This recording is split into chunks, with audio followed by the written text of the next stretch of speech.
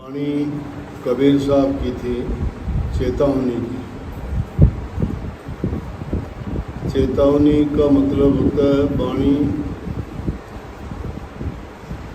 जो जीव को चेताता है। ये जीव भूला भटका है, परमात्मा की ओर से सोया पड़ा है, दुनियादारी की तरफ से बहुत सतर्क और बड़ा जागरूक है, लेकिन ये नहीं सोचता कि उसका जीवन बहुत छोटा है। कबीर साहब कहते छोटे से जीवन में अच्छे काम करो ताकि ये इंसान का चोला मिलने का लाभ आपको मिले। इसीलिए कही कि नेकी कर ले 2 दिन का मेहमान।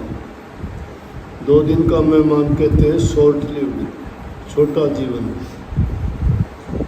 सबका ही छोटा जीवन है, लेकिन भूल पड़ी हुई है। इंसान पर माया का काल का प्रकोप ऐसा है, वो सोचता है कि हमेशा मैं इसी तरह से रहूँगा, लेकिन ये नहीं सोचता कि समय बीतने के साथ शरीर भी वृद्ध हो जाएगा, दुनियादारी के साथी भी साथ छोड़ देंगे और धीरे धीरे करके मौत की तरफ बढ़ जाएंगे और उस काम में हमारा साथ देने वाला, बचाने वाला कोई नहीं है। एक दूसरी जगह पर कबीर साहब की वाणी आती है, मरोगे मर जाओगे, मरोगे मर जाओगे कोई न लेगा नाम, उजड़ जाए बसाओगे छोड़ के बसता गाँव। इस दुनिया को बसती हुई जो मानते हैं ना, गांव शहर नगर, हम सोचते हैं कि ये बस्ती है जिंदों की। जिंदों की नहीं, मुर्दों की बस्ती है। मुर्दों की बस्ती क्यों है? यहाँ जिंदा कोई रहता ही नहीं है, मेहमान है। मेहमान इसीलिए कहा कि मेहमान आते हैं चले जाते हैं, रुकते नहीं, ठहरते नहीं। ये दुनिया उस धर्मशाला और सराय की तरह से है जिसमें मुसाफिर आते हैं, कुछ समय के लिए विश्राम करते हैं और चले जाते हैं। इंसान भी ऐसा ही है, या कुछ दिन विश्राम के बाद चला जाएगा। इस बसते हुए को तो उजड़ कर जाएगा और जो उजड़ा हुआ है वहाँ जाके बसा देगा। लेकिन उससे पहले बड़ी बात कह दी, मर जाओ, मरोगे मर जाओगे। मरना आवश्यक है। जिसने जन्म ले लिया उसकी मृत्यु को कोई टाल नहीं सकता, वो जरूरी है। जो पैदा हुआ है वो खत्म भी है। और कोई भी नाम लेने का मतलब है कौन किसको याद करता है, कितने दिन याद करेंगे।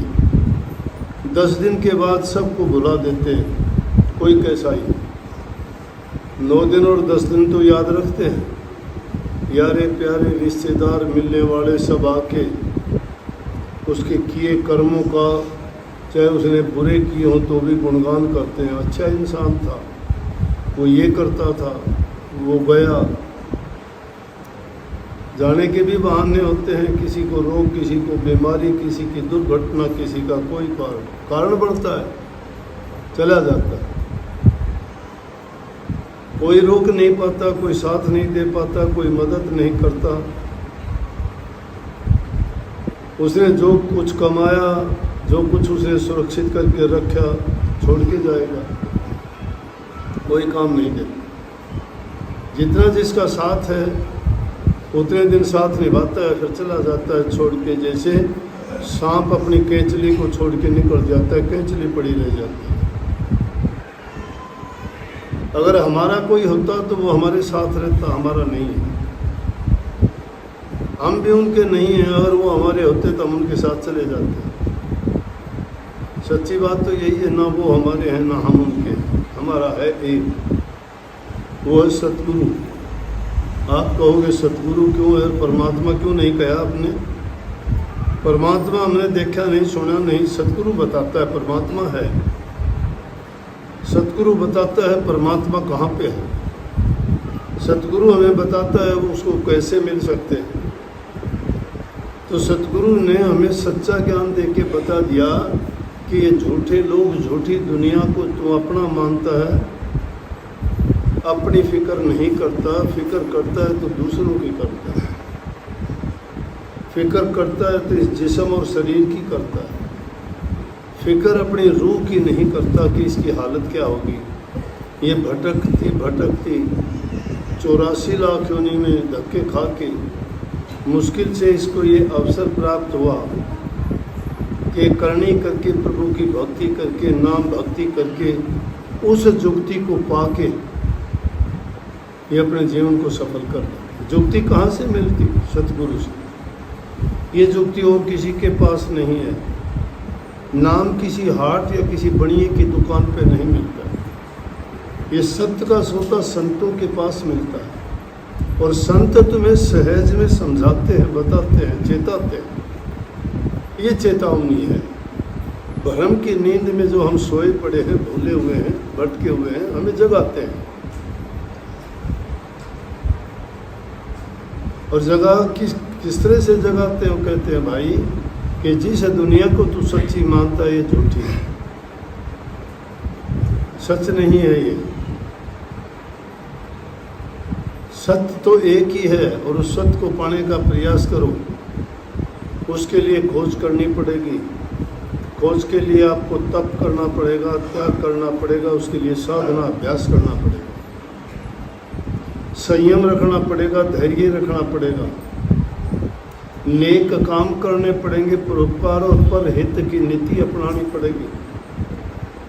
आपाधापी के खेल में सिर्फ अपना आपके लिए जब तुम लग जाते हो किसी काम में, तो पाप में बदल जाता है वो काम, क्योंकि उसका साथ स्वार्थ के साथ लोभ के साथ लालच, और लालच और लोभ करके अगर कुछ पा लेते हो तो अभिमान हो जाता है कि मैं सब कुछ हो गया। 2 पैसे का रोजगार मिल गया, तुम बादशाह बन गए। कोई ऊंचा पद मिला तो तुम दूसरों को गिनते ही नहीं, मैं क्या हो गया। 2 पैसे तुम्हारे पास हो गए तो तुम ही सब कुछ हो गए। कुछ समय के लिए समय आता है, जवानी में आता है, इंसान सोचता है कि मेरे बराबर कोई नहीं। 2 पैसे हो जाते हैं, सोचता है मेरे समान कोई नहीं। इंसान को इंसान नहीं गिनता। किसी को छोटा मोटा पद मिल जाता है, दूसरे आदमी को आदमी नहीं गिनता। लेकिन ना ये पद रहना, ना ये धन रहना, और ना ये तुम्हारी इज्जत मान बढ़ाई रहनी, एक दिन सब मिट्टी में मिलेगा। यहाँ बड़े बड़े आए लेकिन सब के सब चले गए, यहाँ कोई रह नहीं पाया। इसलिए कही के मन नेकी कर ले 2 दिन का बेईमान। यहाँ इस दुनिया में जो भी राजा, सेठ, साहूकार, बादशाह, संत, फकीर, ओलिया जो भी आए, सबको जाना पड़ा। हम भी जाएंगे, सत्य है, ये कोई नहीं रोक सकता। लेकिन जाने से पहले आदमी ऐसा काम करके जाए कि जिसके कारण हंसते हुए जाए, रोते हुए नहीं। रोते हुए वो जाते हैं जिन्होंने बुरे कर्म किए, जिन्होंने नेक कर्म करके, प्रभु की भक्ति करके, जिसने अपने आत्म शक्ति को हासिल कर लिया है, आत्मसात कर लिया है, वो हंसता हुआ जाएगा। क्योंकि उसने जीते जी मरने का तरीका सीख लिया था। जिसको मरने का तरीका आ जाता है तो काल रूपी दुश्मन उसको पीठ दिखा देता है, उसके सामने रुकता नहीं। मरने का तरीका आना चाहिए, और वो मरने का तरीका क्या है? वो शिक्षा ले सकते हो, समुद्र से ले सकते हो, ज़मीन से ले सकते हो, पेड़ों से ले सकते हो। ज़मीन में कितनी खोद खाद करते हो, कोई वो किसी को कुछ नहीं रोकती, मना करती। समुद्र में जब कोई कितना पानी निकाल ले जाए नहीं रोकता। पेड़ों से तुम कितने ही उनका लाभ लेते हो वो नहीं बोलता, फल देता है। मारते हो तो भी फल देता है, वो तुम्हारा हित करता है। जब से पैदा हुआ है वो इंसान का हितकारी, खाने के लिए अनाज देता है, दवा देता है, फल देता है, लकड़ी देता है जो हर काम में आती है। वही तुम्हारा कल्याण भी करती है, आखिरी में जलाती भी वही लकड़ी है। उनसे उपकार सीखो, भलाई सीखो, महानता के गुण अपनाओ, वो तुम्हें महान बना देंगे। लेकिन अभिमान जब आ जाता है इन बातों को पाके तो इंसान गिरावट की ओर चला जाता है। तो संतों का तो हर वचन इस जीव को जगाने के लिए, समझाने के लिए, और कहता है कि उठो और समझो और अपने जीवन का लाभ उठाओ। पता नहीं कब हलकारा आ जाएगा, कब आपको बुला लेगा और कब चले जाओगे, तो सब कुछ यहीं रह जाएगा। लेकिन अच्छा करके जाओगे तो समझो कि तुमने अपनी अगत को बना लिया है, अच्छा मिलेगा परिणाम उसका। और जिसने जैसा किया है बुरा या निकम्मा काम किया है तो उसका परिणाम उसके लिए बुरा होगा। अच्छा करना सीखो, घरों में प्यार प्रेम रखो, बूढ़े बुजुर्ग की इज्जत कदर करो, दीन गरीब दुखी की सहायता मदद करो, किसी का दिल ना दुखाओ, मन से वचन से पवित्र होके और उनके साथ अच्छे सुरकू बन के रहोगे तो मालिक तुम्हें सुख देगा, क्योंकि तुमने नेक कर्म किए हैं तो उसका नतीजा भी नेक होगा। सबको आशीर्वाद। राधा।